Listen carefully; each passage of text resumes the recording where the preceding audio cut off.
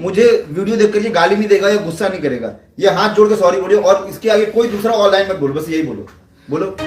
तो नमस्कार प्रणाम दोस्तों, आप लोगों को फिर से एक बार राउत भोजपुरिया भाई यूट्यूब चैनल में स्वागत है। दोस्तों, पवन सिंह के भाई विशाल सिंह महेश पांडे को मारने की धमकी दी और उनके ऊपर चाकू भिरा करके खेसारी लाल यादव जी के बारे में अनाप शनाप बकवाया और पवन सिंह के सपोर्ट में बोलने के लिए कहा। दोस्तों, आपको बता दें कि खेसारी लाल यादव जी के सपोर्ट में वीडियो बनाते हैं महेश पांडे और पवन सिंह के भाई है जो विशाल सिंह, वो इनके ऊपर हमला कर दिया चाकू ले करके।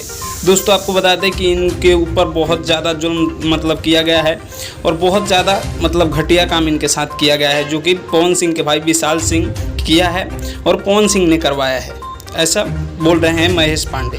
दोस्तों, आप लोगों का क्या कहना है कि ये पवन सिंह करवाए हैं या नहीं, आप लोग नीचे कमेंट बॉक्स में ज़रूर बताइएगा।